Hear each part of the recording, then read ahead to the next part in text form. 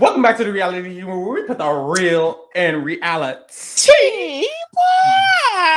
Bitch, period. I'm your host, Farrell. We're joined by our wonderful co-host, Lily. How you doing? I'm doing good. I'm feeling like a runner-up. I'm feeling like a second placer. I'm feeling like the first loser. I'm maybe the biggest loser.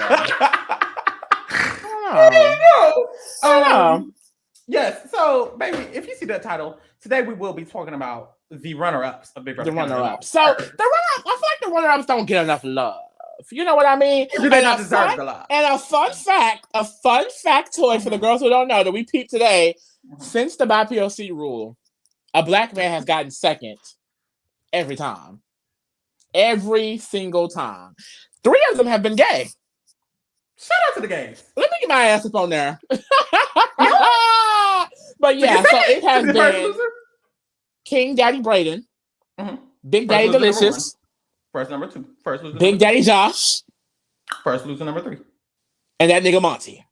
Cool. So I mean, not all of them have been the best for the representation, but they black, and we love to see that. That's all that matters. And we love to see that. Well, actually, that's not all that matters. That's the unfortunate part. That's all that matters to me. You're all that matters. If you see the motherfucking side, we will be talking about the runner-ups or whatever, right? So, first, before we get into it, if you have not seen the rest of our Big Brother Canada off-season coverage, make sure you click the link below. It's going to have a playlist with all of the motherfucking Big Brother Canada off-season coverage that we have been doing, babe. We've been doing it all. Not even just this year, babe. We got a Moose Bendago deep dive with Moose himself. Chance Moose. We have a second chance casting. We have an all-star casting. Yeah. We are talking about the diversity in Big Brother. Canada preseason has been trash, baby, but it's not trash over here at TRK. We're talking. We have hours and hours on. And guess what? Guess who approves? Who approves? Ika Wong. Ika Mother Wong approves. So if Ika Wong approves, who the fuck are you? Girl, any motherfucking ways. Let me pull up these motherfucking people or we finna get right into it. Now, if you are a visual learner, make sure you head to our motherfucking YouTube channel where we will be posting the images on display, bitch. It will be seen. I don't know what to tell you. Now, we're gonna start this off with number 9. It's only been 9 runner-ups. Only been 9 seasons, child. It's only 9 seasons. Because BBK 8 did not happen.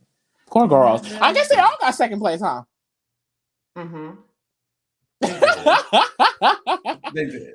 They're all were the first. They all lost. I think we all sing. Period. So y'all, COVID was the winner. And the grandma was the baby. Like, I don't know what to say. Now, y'all, we finna start this off at number 9. Lee, can I get a drum roll for number 9? Well, a terrible drum roll. You know you gotta eat it up. Boom. Ooh. Now, we call them the first loser, and this is gonna be the first loser. Now, y'all, Karen was a crack queen. I'll give Karen that. And one thing I will always love is a cat queen. A cat queen Karen. Cat Queen Karen. Queen Karen. And the thing, Karen's name is Karen, but she's not a Karen. I love Karen because she came in the house. Right. First of all, let's clear it up. I wouldn't say that none of these second places are just terrible players. I wouldn't say none of them are terrible players. But Karen is 9 for a reason. But Karen is 9. and that means something. But she did come in the house. She did win the first HOH. That's iconic in its own right. Very iconic. She 2 alphas. Big dogs. Big heavy hitters. And that was her intention. She said, look, I need a hard hitter. She literally said, I'm going to come in here. I'm getting the man out. Because this is season 5. BB Can 1, 2, 3, 4. A woman has been the first evictee. Karen, the oldest house guest, snatched that HOH with homegirl Cindy and said, a nigga is getting out, period. She said just like that. A nigga is getting out. Quote it. She did not. Y'all, please don't let this man have y'all getting mad at this woman. But girl, the gag about Karen is She nominated Mark and Dimitri first week, and Dimitri, Ika's man, to this day, was almost out first under Karen's hand. She almost clacked that nigga. So Karen had some power. She got some power. That 1 week. The issue with Karen is that that 1 week. The issue with Karen is that, for example, not to take her win away from her, but the main reason why she did win is because she was paired with Cindy in the first HOH. It was an endurance comp, and if you know Cindy, her middle name is Endurance. Comp queen. Cindy Endurance. Cindy with an S, it needs to be Cindy with an E for endurance. I don't know what to tell you. Because she's gonna get that comp. So they won or whatever, and she made this big, powerful move. And getting out a male who could have been a pretty dangerous person in the game. Especially because the man who was sitting next to him, Dimitri, went on to win 5 competitions. I mean, not to say Mark would have sat up there and won 5 competitions, but if Dimitri won 5 HOHs and a few vetoes, I mean, But I feel like what Karen, I just like her game is what you usually see with someone who could be considered an older house guest in the game. I think if I could compare it to a BBUS person for the girls who don't really watch BB it would be Rennie, BB10. Shout out to Rennie. Just there, active, in your face, loud, you know, gonna cause drama. But for the most part, I feel like Karen was just there. I didn't like how after making that big move, she kind of, in making the big move, I feel like initially she was like, okay, because of course, BB Can 5 is the season of veterans and rookies. So it was like, okay, she's a rookie as the first HOH. And Cindy gave her that power, but Cindy gave her that power because Cindy felt like she could run said HOH and get out 2 rookies, in which Karen did. So it's like, it didn't make any sense in my mind, especially initially, for any of the rookies to be so gung-ho about working with the veterans. I thought the same about Dimitri. I mean, just so happens he linked up with Ika, who basically protected him throughout the entire game. So it's just like, I just feel like Karen, for the most part, she wasn't getting that protection while being closely aligned with the returning alliance. You know what I mean? She was more so just being used. So I just think that was really bad for her. I agree. I feel like with Karen, with a lot of people with Karen's archetype, kind of like the older player, they kind of have to get past that first week, especially in a season by POC era. So Karen really only had to get past the first week, and she did because she won the HOH. But usually what happens is after they get past the first week, they just sit there. And no one takes them out because they're not a target. And then they don't really. Karen was never a threat at all. Like, no one was. She wasn't even being nominated. She wasn't necessarily a pawn. They were not worried about Karen. That's the thing. If she would have went home, she would have went home week 1. She didn't go home week 1 because she won the HOH. And then after that, she just wasn't going to go home. And to be fair, it was hilarious about Karen. It wasn't because Karen was sitting there not bothering nobody, being nice to everybody. No. Karen was actively arguing with people, pissing people off. One of her arch nemesis is the winner, Kevin Martin. That damn Kevin Martin. That girl hate her some motherfucking Kevin Martin. And, I don't know. Did she spell? Nah. But no, I can't even give y'all a full description as why she does not like Kevin. I don't like Kevin. So hey. But I did. What was interesting, I think Karen's definitely big moment, other than winning that first HOH, is the week where Kevin, I think he won his second HOH by this time. He put up Dimitri and Ika. And then he used veto on Ika because Ika was literally planning to sabotage herself so she can go home and save Dimitri. But Kevin was like, I want Dimitri out because he's been winning every fucking thing. So he used Ika to try and ensure Dimitri goes home. But this week, Karen goes to Ika and Dimitri, and she's basically like, mainly Dimitri, I'm not going to lie. Her relationship with Ika's a little bit touchy, but she for some reason really, really liked Dimitri. She saw him as just a savior and that he can beat Kevin Martin, and you know, because she didn't want Kevin Martin to win. That was her only agenda. It's Kevin Martin. She didn't give a fuck if she didn't win. She didn't give a fuck if nobody. She just did not want Kevin to win. So she was like, I'm gonna make this deal with Ika and Dimitri. That way we can save Dimitri. Dylan goes home, and this is our best bet to take out Kevin. So this week, Dylan goes home next to Dimitri. Once again, the power duo when Ike and Dimitri stay, thanks to Karen. And essentially, they're this trio going into Final Four that gets fucked because Kevin wins veto. Eventually, Kevin makes it to the Final 3. He wins the Final 3 HOH, and he takes Karen. And Karen loses unanimously because no one really respected her game. And I mean, it's sad. I mean, I'm here for Karen because she wanted Dimitri to win, and so did I. So there's definitely, I feel like when it comes to these older players, it's kind of like they don't play. It's kind of like in between. Is it that no one's giving them a chance to play, or are they not playing? And I feel like we've seen kind of some sorts of evidence that you can still play the game, even if you are an older player. just like this new era when we had like even last season, Terrence was the older player in the house, and he was still not that girl. Yeah. But he had agency, if that makes sense. And I feel like that's what some people lack. I feel like Karen didn't necessarily have that. We even have in BB Can, Kaylin from BB Can 7. And she had a lot of agency. She was playing the game. It's still a choice to play the game. And Karen was playing, but she wasn't playing well. Yeah. And I think there's still a capability to play the game, no matter, how your age distributes. And she made it to Final 2 just without playing the game well. If she had played the game well, no shade. But if she had played the game and she put in a lot of good work, then she could have at least had a chance because she made it Final 2. Yeah, and it's like, it's not like necessarily Kevin played the best game. I mean, this is the man who vetoed the person running this shit since the beginning of Jury. But it's just she had no story. I mean, the most she did was the first HOH. So it's like when it got to that point, it's like, what did Karen overall do? You know what I mean? It's like you have Kevin, a winner who won because he literally kept himself safe from top 6 to Final 2. And Karen, who has one competition win on her belt, and that was the first week of the game. So it really is sad. I hate seeing the older house get against casted and not really have a chance to play. I feel like we see that so many times, especially in Big Brother Canada. Like, I feel like in BBUS, you kind of do get the older people slipping by. Like, Rennie and Jerry made pretty far. In recent seasons, we have Terrence making it, I think top 7, top 6. Tiffany, top 6. You know what I mean? Like, I think the older house guests and Big Brother US have way more of a chance than Big Brother Canada. Like, Karen is the oldest house guest to make it that far, basically. Like, usually they get cut earlier. Rosina, Risha, trying to think of a few others. I mean, Kaylin, we just talked about. Kaylin, these are all pre-jurors, early boots, some first boots. So it's just like, I like that Karen archetype got to really, really last in the game. But it's like, it sucks because her archetype of player, it's like, she had to go through so much. Like, was she ever really going to get that title is the question. I don't know. Let's move on to number 8. Boom. I feel like it's some Sabrina fans that's gonna be mad about this. I don't know this girly like that.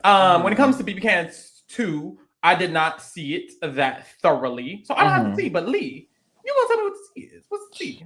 So basically, Sabrina was hilarious. I think Sabrina honestly could have been the OG Cassandra if the cards were just, that was just a little bit going in her favor a little bit more. So when she basically first started the game, and Big Brother Canada 2, she was in the first 5 alliance. They ran the game for the first 5 weeks because literally they were the first 5 in, and they were able to essentially parachute alliance their way in the game. I mean, her best friend in the house was a Rochelle. They were in a girls' alliance with Ika, Netta. I think Heather was a close affiliate, even though they really didn't like her. It was weird. But, so they were kind of able to use information from other side of the house to really, I feel like, control the first 5 weeks. And then Canada became HOH. And once Canada became HOH, they literally nominated her and the leader of the alliance, I believe his name was Andrew, because they were literally like, Canada was like, we hate you and you. They were insufferable. Y'all gotta go. They were insufferable. It was bad. And I just have to say with Sabrina, like, it was kind of her karma. Because Sabrina's the reason why Ika went home. Sabrina is 100% the reason why Ika went home that first week. I mean, that first time around. Because, like I said, with that parachute, she was close with Ika, she was close with Netta, and so she had kind of information from them. And on Ika's HOA, she really just didn't necessarily like what she was doing. And they ran the information back to the first 5, and they ended up taking Ika out the next week. But then, hey, she was nominated the week after that. So it was like, bloop. And then literally after that, once the first 5 crumbled, her game crumbled. Like, it was bad. It was bad. Like, I think I saw a note that said starting on day 43, she was nominated every single time. It was just not. It was not. It's crazy because she was someone that I think had a lot of potential. Like I said, an OG Cassandra. Like, it was like her manipulation tactics, the way she or like an Amanda BB15. Okay. It was very much like she was moving her weight around those first 5 weeks because she was comfortable. She knew she had power, but as soon as that kind of HOH happened and the game flipped, it was over. Like, she was just being used as a pawn, and no one was even getting her out because they did not take her serious. Like, it was not. it was not anything serious to go to the end with Sabrina. Like, they was like, we can sit next to her and it'll be easy. That's why John ended up telling his closest ally to sit next to Sabrina, because that's the easiest bag. You know what I mean? Was it like, why was it so easy to be her? Because was it like she was playing the game, but it was kind of like funny, or she was playing the game, but it's like she was playing for other people? Honestly, because Netta is mother. After basically, when Big Brother Canada had the Canada's HOH and Netta took over the game, I mean, it was like she really controlled every, social connection in the house. Like, it was like the first 5 was the power structure. Netta restructured another power structure around her, and Sabrina was not in it. So it was like, we're not taking her serious, as in she cannot be in the game because she is not in any alliance. Because after Canada's HOH, Netta's side stayed in power the entire time. There was one week where it was a potential for Sabrina, Allison, and Rochelle. These are 3 girls who were kind of on the other side of the power structure at the time. There was I believe it was John's HOH, and basically he ended up backdooring Arlie. Allison had her secret veto. She used the secret veto on Sabrina. So basically, they had the votes to take out a person that was working with John and Netta, the top 3, or the person that could have won a competition to actually take John and Netta out.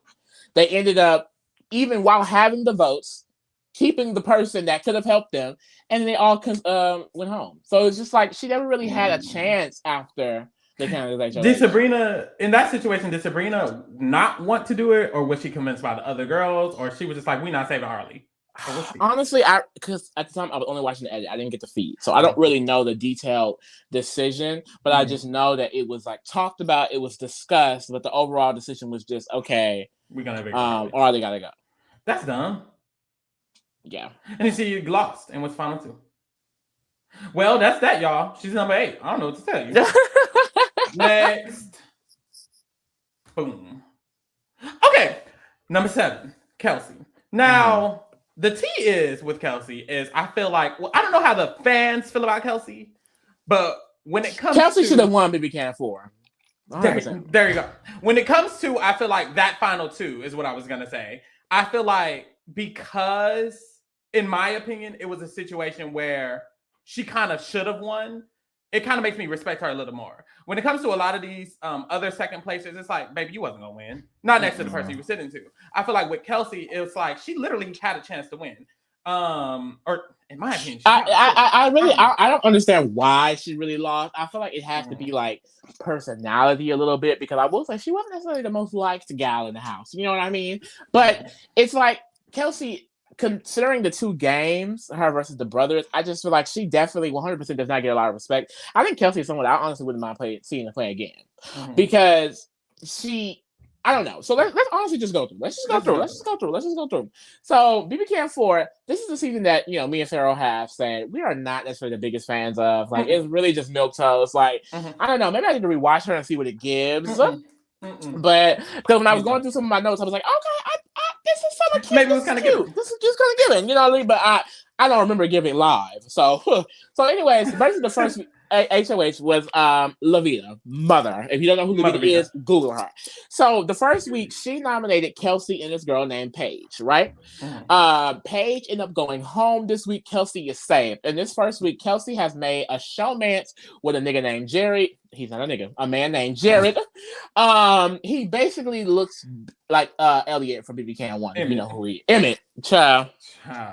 Emmett. Basically same man. Man. And they made a showman, and they made a trio with this guy named Raul. So they were kind of like the initial power structure of the game. Yeah, the big 3.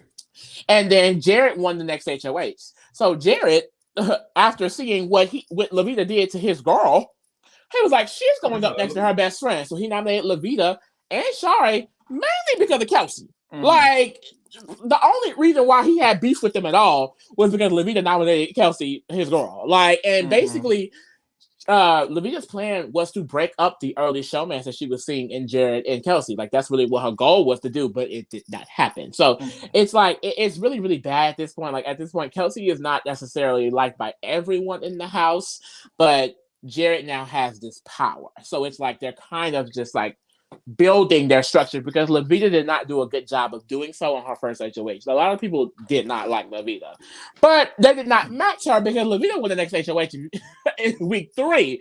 And I think I will say this is more so Levita's move. She makes a deal with that trio, Kelsey, Jarrett, and Raul. So she does not even touch them this week at all. So they're good. Then we have a fake double eviction. This is like the big twist for Kelsey. I feel like this is the twist where a lot of people could say why she probably doesn't necessarily deserve to win. Because she does get evicted in the first week of the fake double eviction. Mind you, this is week 4. So she goes home week 4. Yeah. On the second part of the fake double eviction, Levita goes home, her arch nemesis. But, you know, Canada's extra. So they put both of them in a room together for a week where they could watch the house guests, but not hear them at all times. They could hear them every once in a while, but not every time. So they literally are chilling in the thing for a week. And then the next week after, the house has to vote which one has to come into the game. And even though they know Kelsey has these connections and she'll be way more insulated than Olivia will ever be, they still vote Kelsey into the game, which she gets the final 2. So it's just like, I mean, I don't know. I'm just like, I was like, Kelsey kinda, like, even at the time I was asleep, but it's just like going back through, I was like, no, like, this is kind of impressive. Like, I will say it's not that she's necessarily, of course, she didn't plan the fake double, but it's just like, okay, these earlier weeks are really kind of happening because of her social connections. You know what I mean? Yeah. And then later in the game, it's still her social connections kind of driving the game forward. And I just feel like, especially in sitting next to the brothers, it's like she had just way more agency with the control of the game. The first half of the game was basically her influence, her impact made. When she came back in the game, it was once again her impact because she did have information, but she still used that information with the allies that she already had. Exactly. So it's like I don't know. I don't know what to tell you, team. So I just feel like with Kelsey, I can see an argument of Sabrina being above her just because of her getting evicted. I can see an argument of her being not because she did get evicted and came back. But I mean, hey, Gary got evicted, came back, and he's not down here. He won't be anywhere near down here. I just don't know what to tell you. I just don't know. I think a lot of people hate. I think a lot of people don't really like Kelsey coming back because at the time there was a strategic mastermind in the house named Mitch. And literally, the week she came back in, her ally, Raul, who was a part of that initial Big 3, won HOH. So she comes back in the game, her allies HOH, her showmates Jarrett wins veto, and they get out Mitch, the person that she has been watching strategically maneuver in the game for that entire week. So it was kind of like, what the fuck? And that's where it's like, okay, people of Canada, like, y'all Twist are doing a lot. Y'all Twist are doing a lot. But that is mainly on the twist. It really is mainly on the twist because she should have been out week 4 when she got in the fake double eviction. She should have been a real double. And there's been times when people have watched people play the game and not done nothing with it. Like Damien saw the Pretty Boys get made and did nothing. Yep. The fact that she came back. No, Allison, same. I like a lot of people see information and they don't necessarily go into the house and use it. Like the fact that she used it, good deal, especially because she got voted in on her social connections. Her ally, both of her allies won the next 2 competitions, and then the next week after that, someone against her wins, Maddie. She nominates all 3 of them basically. Literally, it's Jarrett and Kelsey. Jarrett wins veto. She renominates Raul. Kelsey stays over Raul.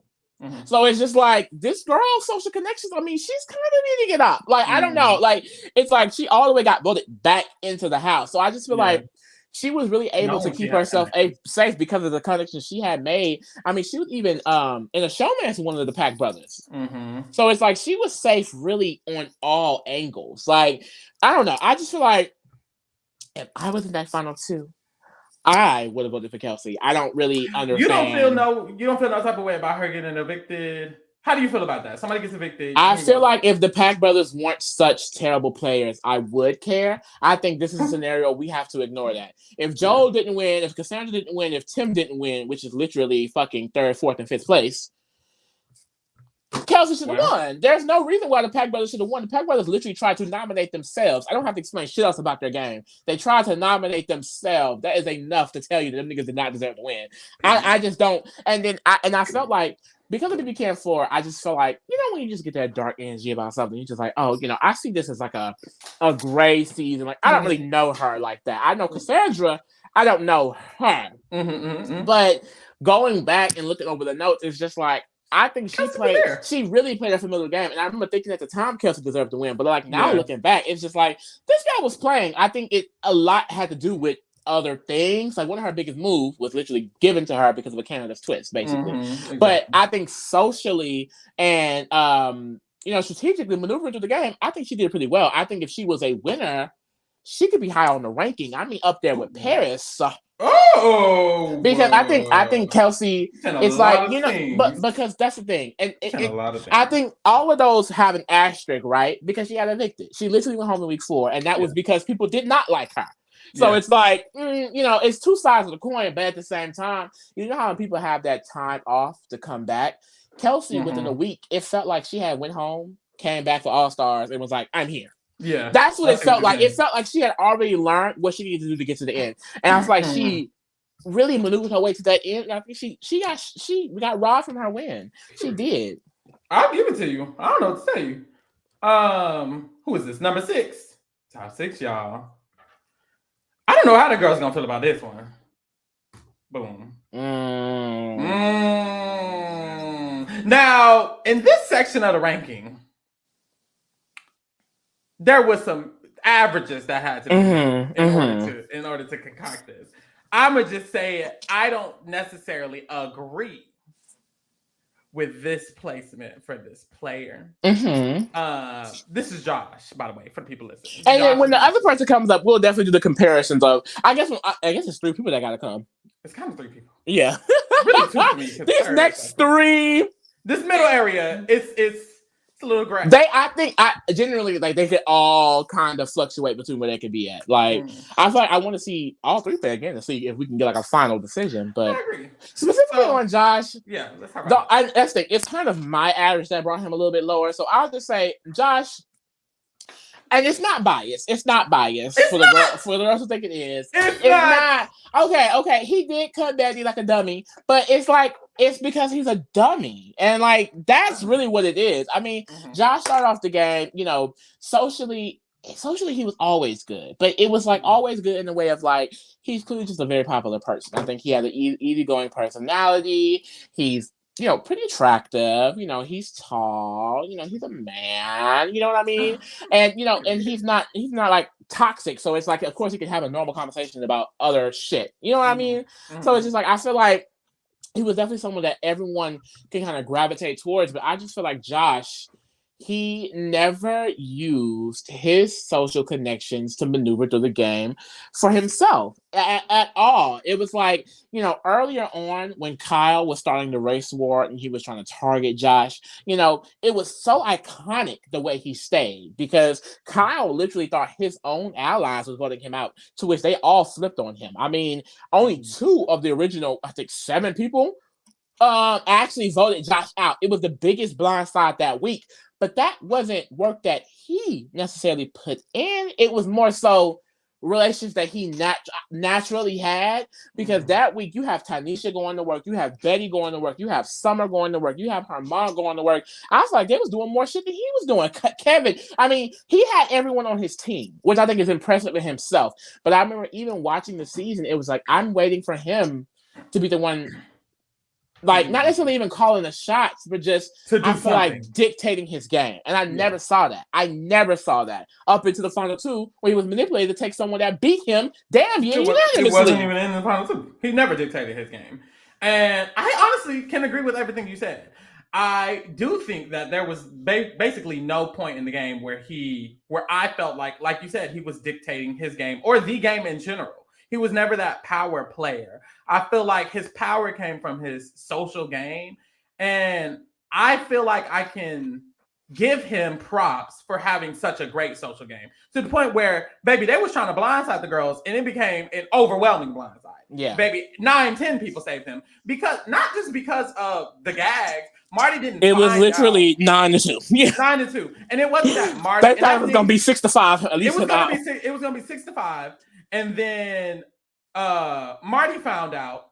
Well, Marty didn't find out. Marty was convincing himself by having conversations with Josh. He was like, "Damn, now I kind of want to save Josh." And it's like I just feel like Josh had that ability, whether it was his own ability or not, to make people want him to be around. Mm-hmm. People want to use Josh. People want to use Josh bad. They do. Like everyone, they literally, Josh. it was a point in this game where every single person currently in the game wanted to work with Josh. And that's what pissed me off the most, because he never used it. You know what I mean? You have someone like Kevin who has to consistently work to put in these connections with these people and build these connections. You have someone, Josh, who's just naturally getting it, and not doing shit with it. And that just really upset me, because his game necessarily did not take off until Kevin pulled him into his little web with Helena. So it was like him, Helena, and Josh. And it was basically, in my opinion, Kevin telling him what to do, giving his ideas, and then being like, we're going to do that. Yeah, that's best for us. And it was like, it was not best for him. It was best for the winner, Kevin, the person who got to the end on the things that he did. And I think that's what upset me, because, you know, if you watch our BB Can 10 content, we also got to Helena's ass a lot. But it's mainly because you have two people, Josh and Helena, with so much potential. I think so good gameplay. I would love to see them play again. Someone that I think could honestly win. And they're, in my opinion, giving it to Kevin. Just giving it away. And I think the cherry on the top with me with Josh was when he won the triple eviction. He put up Summer. And then when Vito was won, he also put up Betty. So it's like you're literally nominating two of the people in the game that trust you the most. Because Kevin wanted Helena at the end with him. His final two was Helena. Josh was his second option. You know what I mean? Betty was his first option. His second option. So it's like, I can see that's the thing. I'll give him Summer, but then once you turn around and put up Betty, it's like now you're throwing away your full game, because that was his numbers at that point. Helena is Kevin's numbers. You know what I mean? So it's like him throwing away his own numbers just to be in the mix with what Kevin wanted. It's like it's clear. It's clear he did not have his own mind. In my opinion, he didn't have his own game in front of his mind. And if he did, that means he was just being manipulated fully, because that's exactly what it was, because he thought still, even in the final three, that he had a chance to win next to Kevin if he took him. And that was Kevin manipulating him. And he did not see it at all. And I will say, I guess, you know, Kevin is considered one of the best players of BB Can in history, and BB in general. So, you know, I guess you could say he would be manipulated by someone that great, but Josh never shown that he could do anything other than be manipulated. And that's why I feel like he's this low. Honestly, like, you ate it up. I don't disagree with any point you made. I don't disagree with any of that. Truly. I think this is a very good place for him. If he stays at 6, like, if this is the conclusion, I don't mind it. I think for me, there's just a kind of it's more about the natural ability for Josh. For example, when I'm thinking of Josh coming back, or if Josh just playing another season, I can see Josh making it to the end almost every season. I can see him almost winning. I can see him winning a few.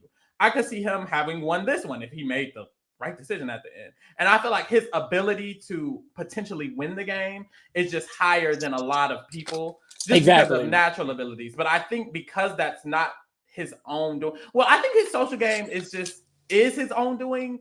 It's just, is it? But there's a difference. It's like you have to use your social connections to maneuver yourself through the game.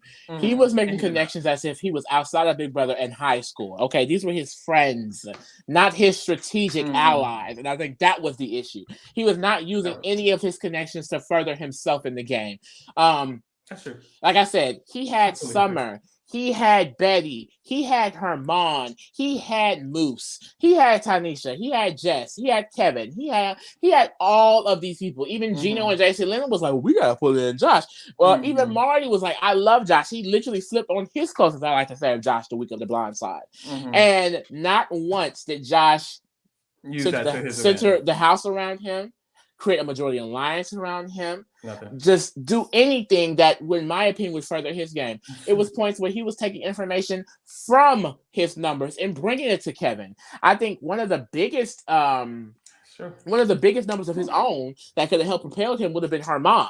Herman, around the middle of the game, I would say right before jury, he approached Josh with a final two.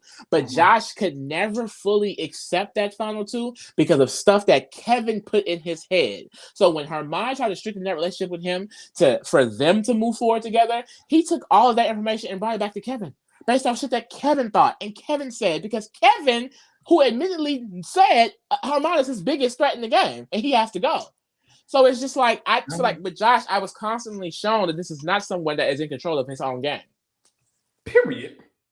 That's done on that. Let's go to the next person. I mean, so I was saying, do you still agree that he should be higher? I don't know. Mostly, I agree that the next person should be lower. So let's bring him up. Boom. Period.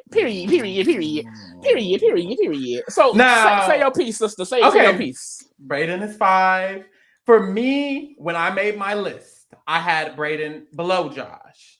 I felt like when I put myself back in BB Canada 9, that Braden did not have agency. It's kind of honestly similar to Josh in a way. Mm-hmm. I didn't feel like Braden had much agency at all. I feel like most of Braden's game was centered around his social game.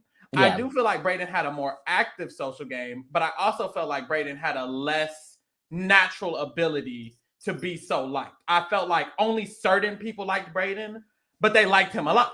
Mm-hmm. So that's a benefit, but I didn't see the overwhelming majority wanting to work with Braden or wanting to feel like they needed Braden. I feel like it was certain people that helped him get to the stations in the game, and I think that was very positive. But I feel like other than that, what did he do? Mm-hmm. And that's my issue with him. I feel like I definitely see your point. I see your point with that. I guess I didn't necessarily look at that like that. Like, while you were talking in my head, I was like, if Braden and Josh played together, I think Josh would definitely eat Braden up when it comes to like socially people liking him, because, you know, Braden, his connections that he did have, he was active in creating them and making them stronger. But there were also a lot of people that Braden did not necessarily speak with. And we just got done talking about Josh, who had every connection in the game. But I think that's my biggest like issue with Josh, is that it's more so natural ability. You know what I mean? I like Josh. That's true. And I still hate him, but I still like him. You know what I mean? Because look at Josh. I mean, that man is gorgeous. Good Lord. But also, like, personality. He has a pretty decent personality. So it's just like, I 100% get all of that. And I think Braden is definitely way more reserved.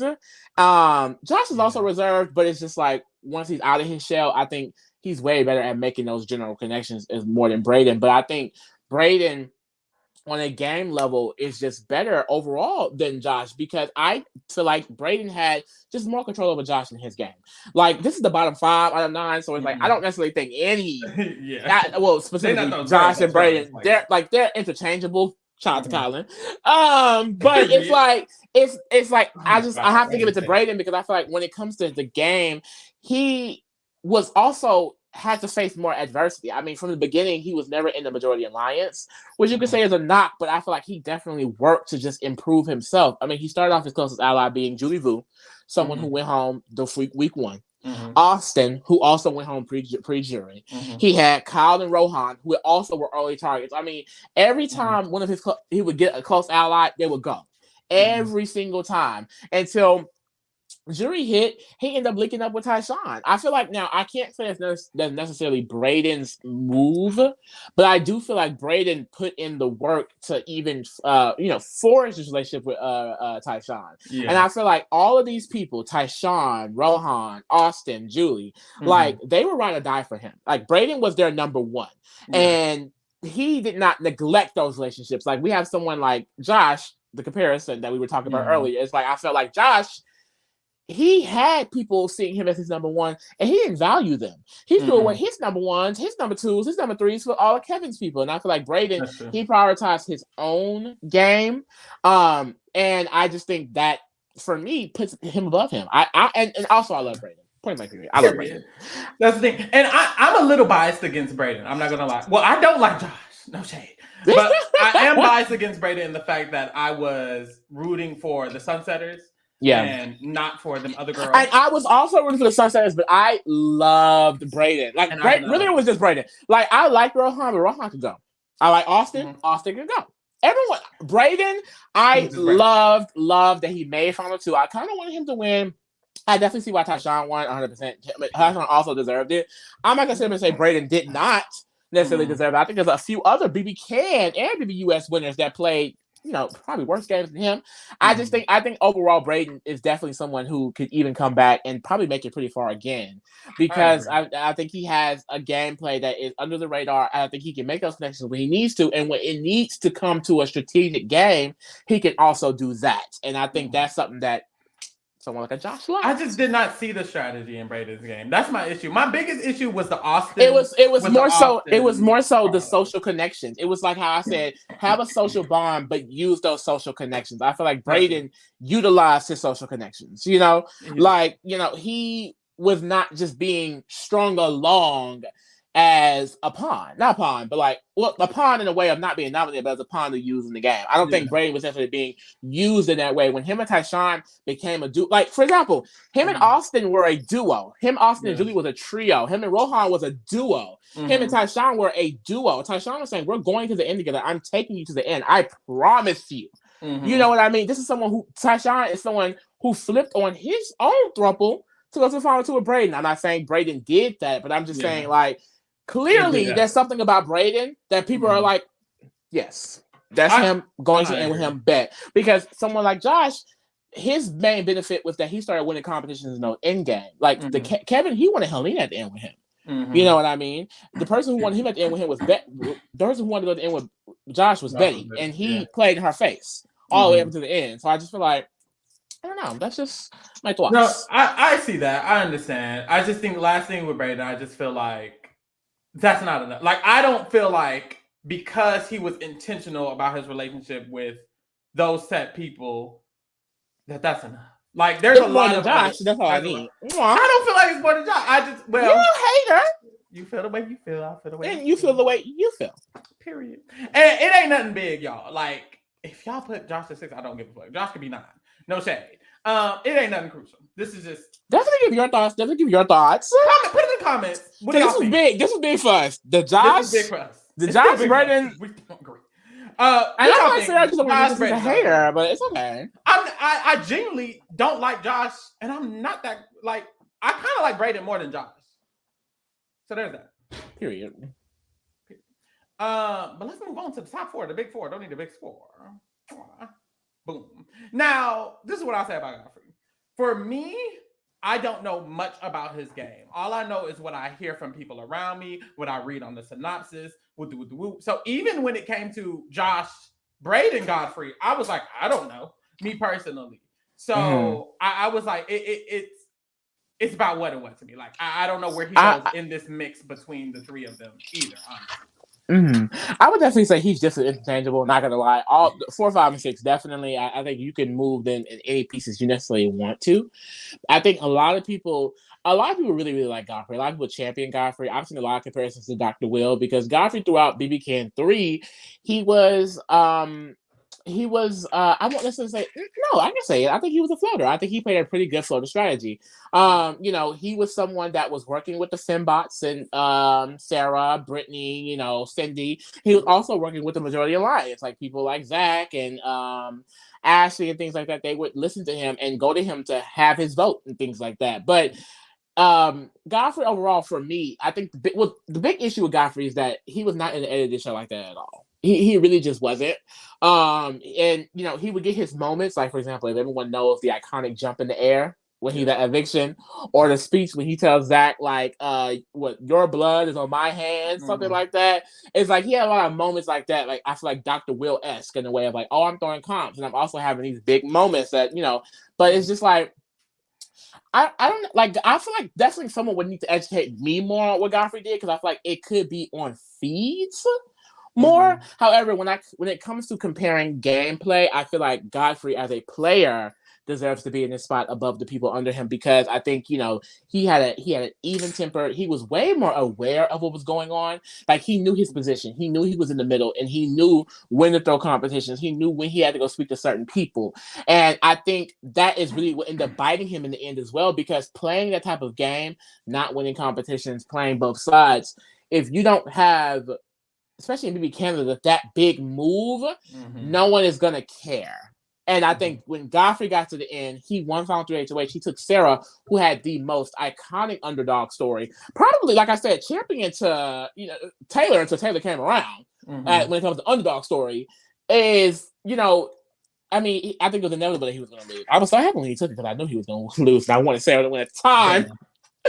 But I don't think Godfrey is a bad player. I think if Godfrey got to come back, like if this is all stars and second chances this season coming up, 100% to see Godfrey winning because socially he's great, and we just talked about it with Braden and Josh. Socially active, socially using his connections, but like I said, that gameplay is sometimes hard to see. Social game in general. Yeah, I was thinking like when it comes to BB Canada 3, I feel like that season is hard to really see the players' skills like him, Sarah, and Brittany because they weren't really in the mix of all the gameplay the way that they could have been. I feel like Godfrey did the most with his position from what I've heard, and I think that alone is enough to put him like above people like Braden and Josh because he was active. He was actively doing what he could with the position he was dealt, with the cards he was dealt. But when people end up in a position like that where they kind of are forced to float or forced to play the middle because they're not integrated within the power structure, I think it's harder to understand their gameplay or to see their potential.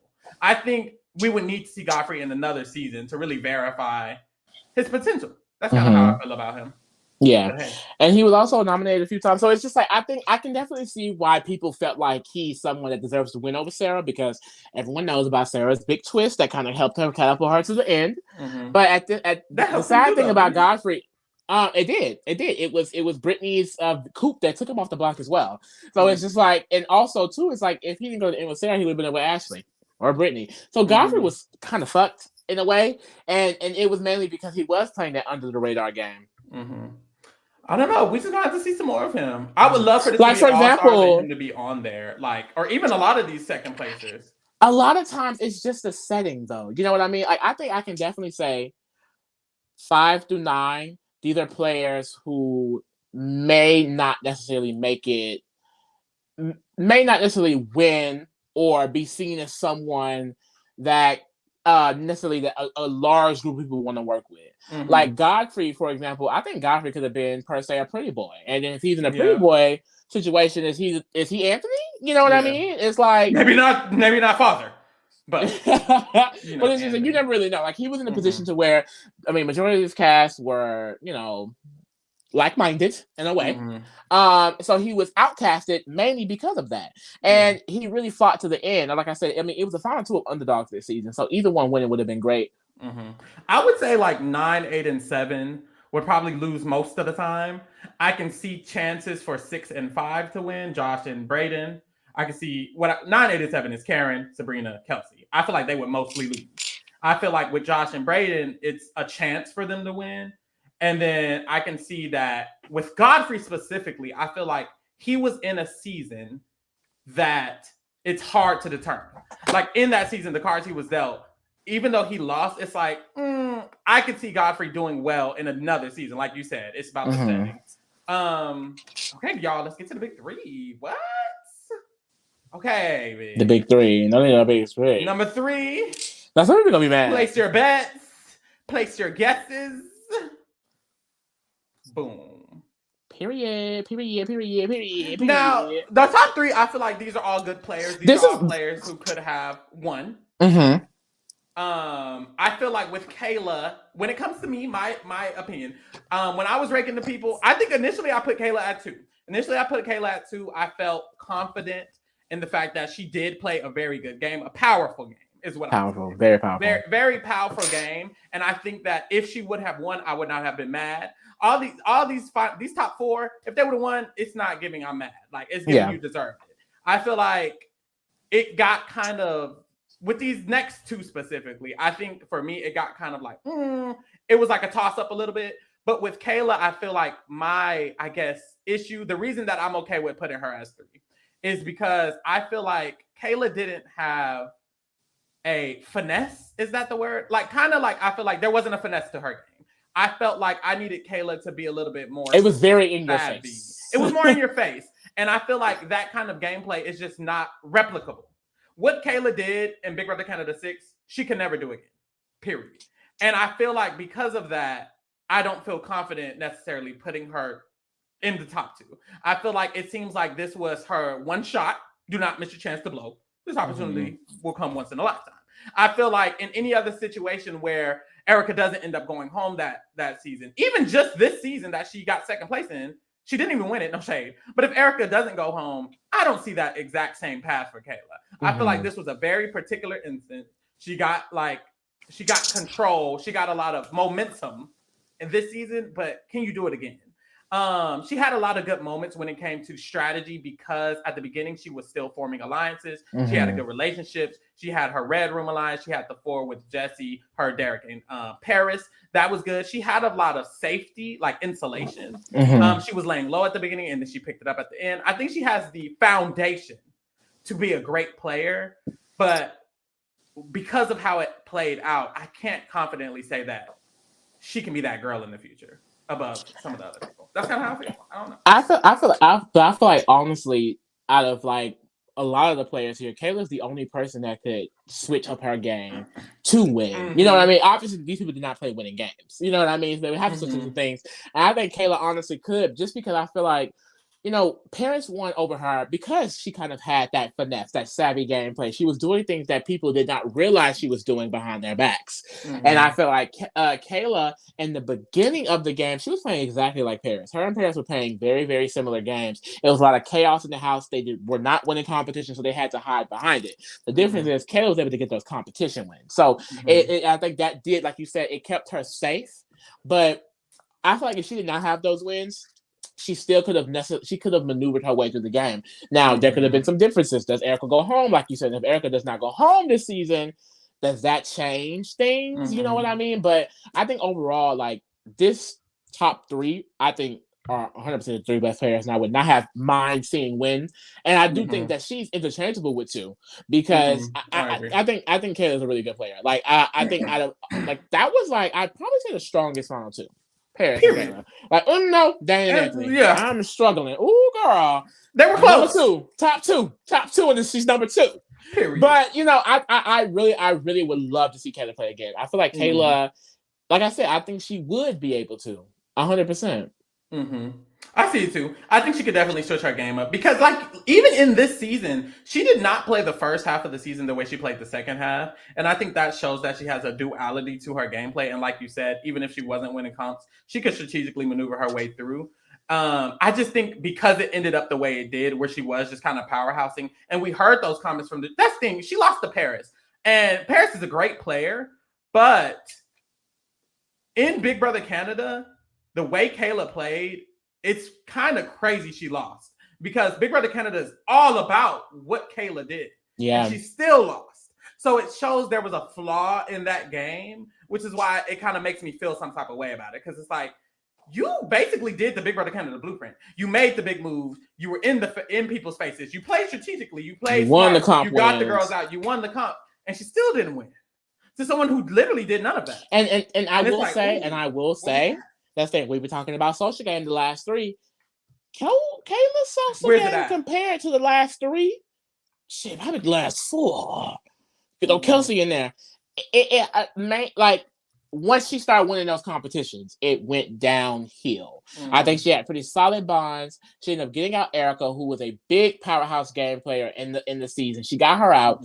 And then after that, you know, she kind of stayed in that power. I think a lot of people were growing envious of Dayla. It was Kayla and her showman's Derek because they were winning everything. And I think that was the big underdog story for Paris. Paris was not able to win shit until Final 4 when she was able to break up the showmans. And she won the final, cut Derek, and brought Kayla. It was like, I think that story that was built up because of Kayla's prowess was a lot, you know. And then you have people like Alejandra and Olivia who, when I mentioned the word envious, it's like, you know, there were things that Kayla was taking credit for in her final 2 speeches. They were like, did you do that or did I do that? Like, it was like some like, and then even what's his name? Johnny, you know, and he was kind of like the spokesperson for the jury, I want to say, because I feel like, you know, he really had the tea on what was going on. And I feel like he kind of, you know, he was a good associate in the house. He ran the jury as well. And he basically said, he was like, everything Kayla was doing, I saw her. Like, she was very obvious in everything she was doing. And I don't know if that's a mix of envy, like slight bad jury management, or bitter jury. You know, I mean, that's the conversation. Yeah. But I think she could fix that.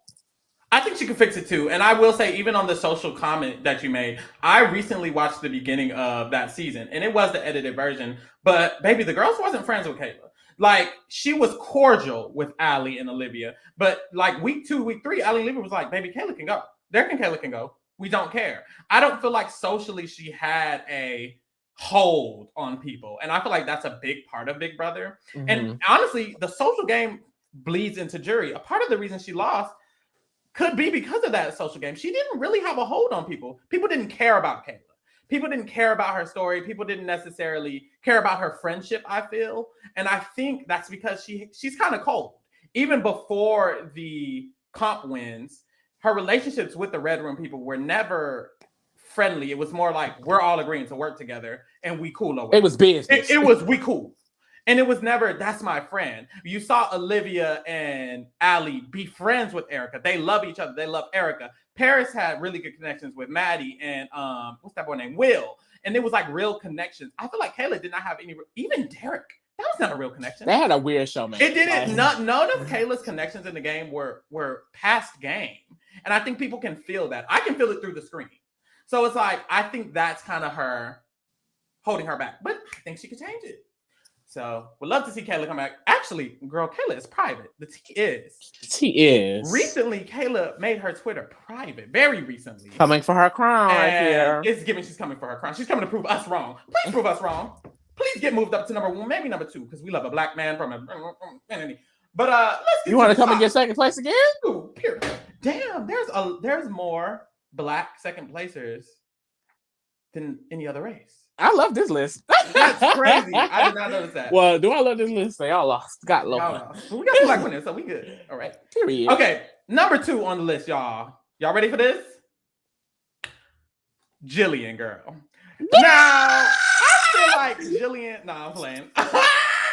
It's Gary, but it should be Jillian. So I just want to say now, if any bitch got a problem with this because Gary got evicted and he's number 2 on the list, guess what? Care. He should have won.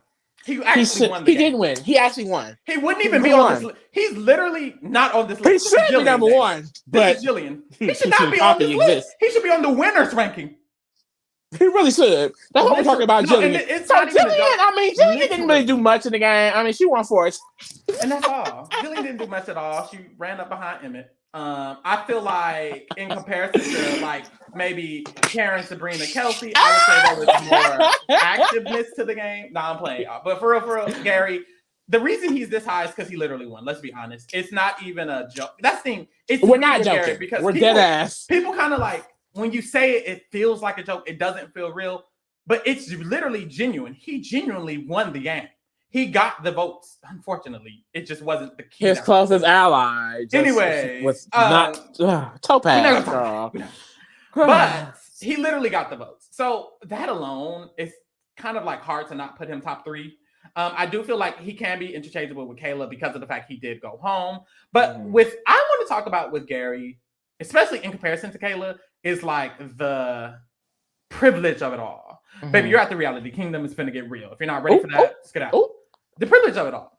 Because Gary is a gay black man and not afraid to be a gay black man. He's very proud of himself. The social game that he had to experience, the social interactions he had to experience were completely different from anyone, honestly, who's ever this is pre-Bob PLC. So he's like the only gay, the only black, the only, it's like the first season. Like, so he was the only black man in that season. So it was like, it was a lot. And he was very, very open with it. So I feel like him having the social setback because of how he is treated in general society, it really made his game harder. He was able to overpower the initial hatred people have for him. Not hatred, but like, they made him a pariah. So he started off as a pariah. He was a target very early on, and he overpowered that. He made connections. He made very good connections with the people he could, like Suzette, like Topaz, even like people like Anil. He had very good connections with them. When he went home, by the time he went home, it was was it a double eviction or something? It was very sudden. It was very sudden. And that's when his game ended. And it's like, oh, okay. He played really hard from the bottom. He was a social pariah initially. He survived. He went home at a double.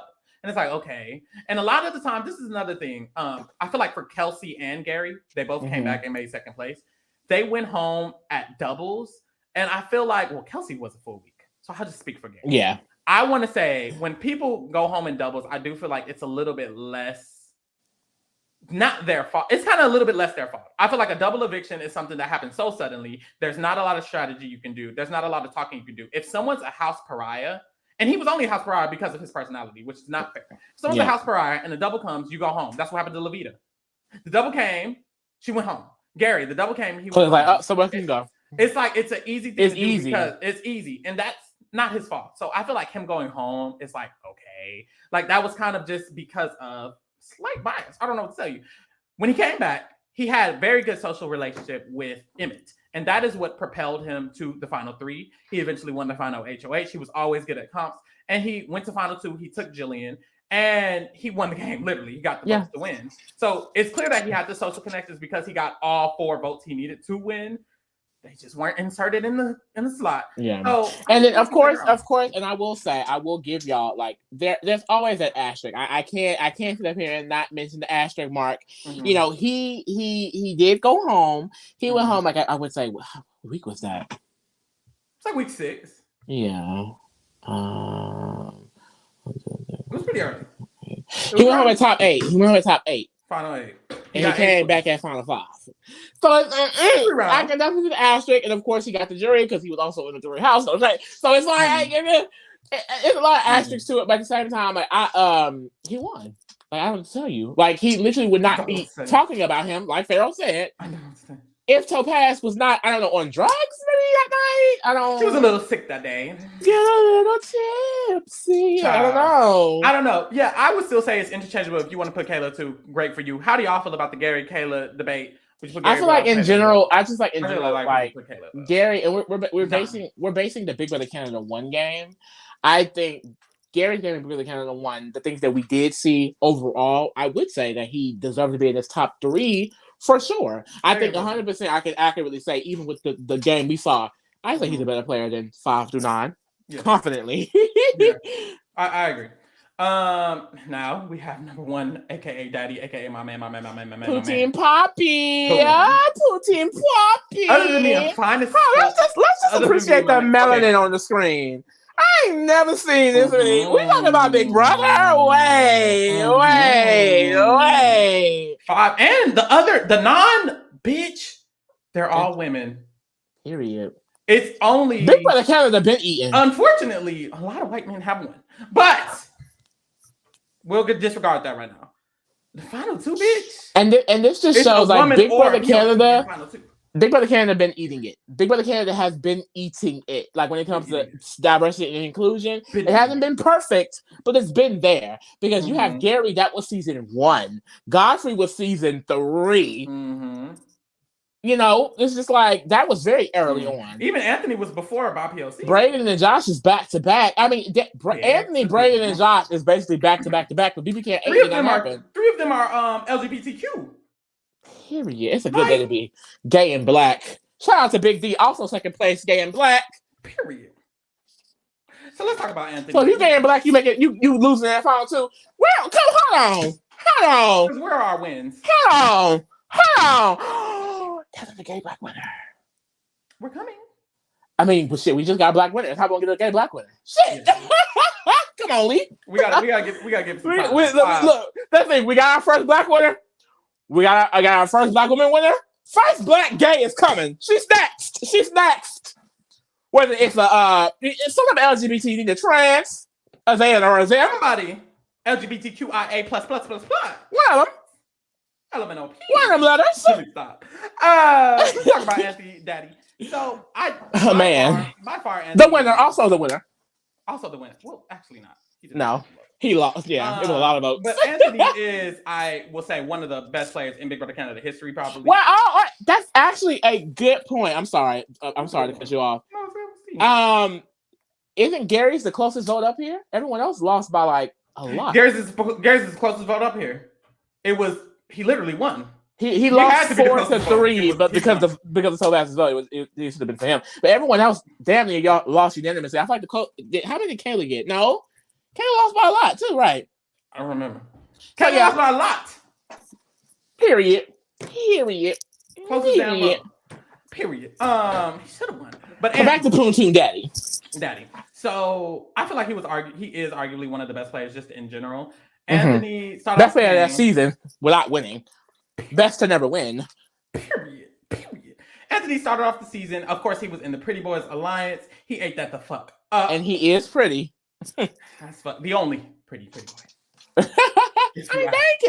If you ask me. Okay. He started off in Pretty Boys Alliance. He also had a very good social game. Mind you, he came into the game not knowing the game. He was new to this or whatever. He started off, and a lot of people had a lot of social connections with Anthony. He had connections all the way around the house, honestly. Very quickly, we saw that he was able to do a little bit of manipulation. It was nothing big at first. It was very subtle manipulation. He made sure he had the girls in his back pocket. He made sure he made people feel like he was the most loyal to them. A lot of people felt like he was their number one, although he was not even their number 3, 4, 5. 4 or 5. They were not his. They were nobody to him. He kept that up. Then we see towards the middle of the game, what happens was within the Pretty Boys, they are all having their parachute alliances. Adam has his people, Dane has his people, and there's nobody else to mention. So Anthony was at a point where he was trying to convince Adam's people to go out, like get them out of the game. He was trying to get Adam's people out of the game. He put in work with the other Pretty Boys to convince them to also agree that Adam's people need to leave the game. So that's kind of what happened. So we got an early hint of him kind of pressuring his influence. Mind you, this is him not even knowing the game of Big Brother. Like he came in not knowing anything. Fresh, baby. So fresh and so clean. Then we get to Corey's HOH. So Corey won a very pivotal HOH. This week was a week where Sam, who is Adam's showman, who is Adam is part of the Pretty Boys, she needs to go. Anthony felt like she definitely needs to go. And the issue was that Corey had a very good relationship with Adam and Sam, but not better than Anthony's relationship with Corey. So what Anthony did was he convinced Corey that she needs to turn her back on Adam and Sam, and he convinced her that Adam and Sam were trying to get her backdoored a week before. It was not them. In fact, but he convinced her of that. When he convinced her of that, she ended up backdooring Sam, not Adam. So she literally did exactly what he wanted, because like she could have at least backdoored Adam. She did not. She backdoored Sam. She got Sam out. After Sam goes home, the next week, Corey is now a big target. Corey has won a comp. She's one of the only people who not in the Pretty Boys who can win anything. So Mark wins the HOH, who was a Pretty Boy, unfortunately. And his initial target is going to be Corey because the other Pretty Boys want that. Anthony, who does not necessarily have the best relationship with Mark at this point, they're in the Pretty Boys, but he doesn't run him in any sort of way. He hasn't like impressed on him mentally in any sort of way. But he says Corey's not going home. So what he does is he convinces Mark not to backdoor Corey. Mark literally flips his entire mindset within the Pretty Boys. He also convinces Mark that Adam and Dane both have people in the game they're trying to protect, and we need to take out their people. So from this point on, Mark is now a number for Anthony. He has literally convinced him of that, and he's convinced him to save Corey, who was also a number for him. This is like the top 9, I want to say. Top 8? It was very late in the game. It's like the numbers are dwindling, and he's saving all of his people at this point. But what ends up happening is Adam wins a secret power where he can replace a third nominee on the block. Yes, he can name a third nominee for the block. He puts up Corey. Corey ends up going home anyways after all the work that Anthony did. Mm-hmm. But my thing is, if Corey stays that round, it's way more likely that Anthony can get leverage in the game to end up winning. I feel like he still made some like iffy decisions near the end, but I still feel like Corey going home was very pivotal for him, and he literally saved her. So it's like, that sucks. Yeah. When we get towards girl, yes. When we get towards the end of the game, this is when we get to the final 5. At the final 5, Kira has an alliance with Adam and Dane. Then you have Mark and Anthony who are not in that alliance. Kira wins the HOH, and they are initially going to just stick with their alliance with Adam and Dane. Except Anthony convinces Kira to literally turn on their entire alliance with the two of them, and in fact, nominate the two of them instead of Anthony and his number 1, Mark. He literally convinces them at all of that. The goal is y'all hear this shit? he's eating the girls up. Once Kira does that, Kira puts up the two of them. Then Adam wins the veto. So it's not like that one of them are going home. We're like, dang, it has to just be Dane. Mark is the replacement nominee because Anthony is that a girl? Probably should have been Anthony. But Mark was the replacement nominee. The noms are Mark and Dane. And this is when Anthony makes the decision to change his mind, save Dane, and evict Mark. Now, the reasoning behind this is because Adam is a threat to win. Adam has players in the jury who will vote for him to win. So does Dane. But Adam has a few too. Adam also has played a very kind of powerful game. He created the Pretty Boys. He created the Pretty Boys. He played a powerful game. He had a lot of bonds. He had a lot of relationships. A lot of people tried to target him and didn't work. And Dane basically convinced Anthony that if we don't take out Adam, you're going to lose. And no one's going to take out Adam. Plus, Adam won't take you to Final Two. So if I go home, not only is Adam not going home, you're not even making Final Two. Adam's going to win every comp and you're going home. Yeah. But if you let me stay, at least you can get to Final Two because I'll take out Adam. I know I can't beat him. And I promise that I'll take you to Final Two. This was a very, I feel like, controversial decision because Dane's kind of right, bitch. Yeah. Like, I think Adam probably would have won that game and probably would not have even taken Anthony to Final Two. Anthony probably got a fourth. But at this point, that's the thing. At this point, Anthony loses either way. I mean, there are so many other scenarios that go into Anthony losing this game. At this point, no one in jury was his person except Corey, and that girl was very easily swayed because he didn't even end up getting their vote. Yeah. You know what I mean? Like, I feel like it's sad because Anthony is a really, really good player, and he literally ended up losing what unanimously. And it's like he didn't get one single vote, and I feel like honestly, like, he's someone that would benefit greatly from a BIPOC season, somewhat with more color in the house, because, I mean, some of his, we mentioned this before, but some of his main pieces were the people of color, and most of them went home pre-jury. So he really didn't have anyone in jury fighting for him, actively wanting to see that representation, or just wanting to see someone that, you know, that they're cool with win. Like, everyone at that point in the jury was friends or close with Dane and Adam. So it's like he really had no shot when he got to that point. And that sucks because I feel like Dane is a great player, 100%. But it's like Anthony, like I don't know. I think they're about wet and wet because I can't say that Anthony's a better player than Dane. Like, this was a great Final Two. Like I said it about Kayla. Anthony doesn't deserve to get 0 votes. Anthony does not deserve to get. This should have been a 4-3 decision, and I do feel like you said, because of the representation, the lack of representation in the jury. I think that has influenced the vote. It's very easy to see someone's game when you have similarities to them or when they play like how you expect. And then also, he had no competition wins. And Big B Canada, for some reason, competition win. Oh, but one. Sorry. I mean, compared to Dane's Bob's, HOHs, and like, no, he might as well have 0. Shit. Yeah. And in Big Brother Canada, that's very important. Dane also won and took Anthony. So it's like BB Canada, they're all about big moves. They're a lot, and maybe US too a little bit. A lot about competition wins. So it's like, and Anthony really didn't have that. It's similar to like a Godfrey in the way of like, oh, you know, you really can't see the full social game, but the fact that he was also strategically moving these people around is just like nasty. Like, the brains of the Pretty Boys for sure. But that's what I was trying to say. Like, the people in that jury, and I feel like this just happens in general, it's harder to see someone's game if you can't relate to them that well. I don't think people could understand Anthony's game in the jury. I don't think they understand how powerful that was. Dane's game is easier to understand. You know, he does what every other white man does. Wins 5 HOHs, runs all the white people. That's all. Like, it was very easy to see. And it was also, and that's the thing, not just because he's white, but Dane's game has been done before. Yeah. In Big Brother US. We know what it looks like. And in Big Brother Canada. It's seen as like the blueprint. Like, okay, this many comp wins, this many moves. Anthony's game is not common. On no paper, one really played like Anthony before. And this is for a lot of PLC players. A lot of PLC players, when we play and we get to the end or we do something really big, it's very unique. People don't play like that.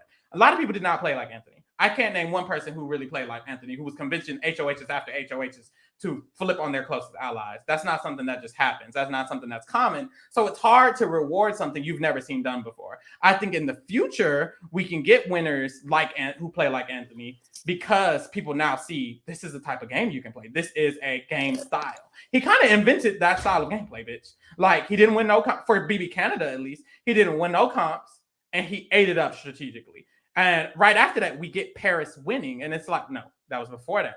We just got Paris winning. Where the fuck were the girls? They weren't watching the seasons. They weren't watching the tea.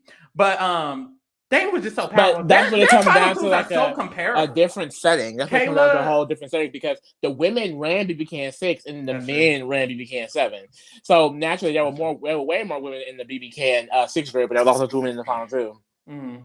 That's such a comparable final 2. Like, Kayla kind of in your face, Bo, you kind of know her game. Paris, it was under the cover. You don't really. And then the reverse wins. And that's the thing. This is what I will say: the jury's intelligence level is a big factor. BB Canada's 6 jury was very, very smart. They knew how to play this game. They can see Paris's game. Great point. No one in BB Canada 7 could understand their left hand from their right. Let alone Anthony's game. Like, thinking about who was in that jury, they didn't know. They don't know better, baby. Might as well be a bucket of rocks voting. Literally. And Sam.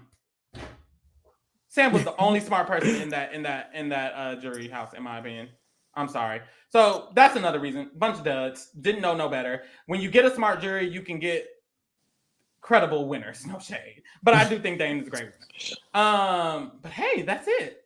That's it. Now, comment right now what your list would be. Do the cute little 1 to 9. Go to YouTube if you're listening to the podcast and comment what your list would be of the runner-ups of Big Brother Canada. We are very excited to get this season popping. This is it better be all stars. It better be all stars. When did it start? In two? March 8th. March 8th. So we should be getting the cast next week. Stay tuned next week when we will be talking about the cast. I'm scared. Also, tune in, everybody. Every Tuesday, we will be here to cover. And we be on time for Big Brother. We'll be on top of it. Every Tuesday, we will be here to cover the weekly recaps of the live feeds. We will also be giving you player ratings and telling you about how we feel about each player's position throughout the season. Make sure you stay tuned with us. If you are not able to watch BB Canada, just watch us. We will be telling you all the motherfucking tea. Get your tea from us, babe. If you have questions, ask the questions, period. If you have answers, write the answers, period. Like, I don't know what to tell you. Mwah. So make sure you subscribe and stay tuned for us coming up for this Big Brother Canada season or wherever. Thank you so much for watching. Bye-bye. Period.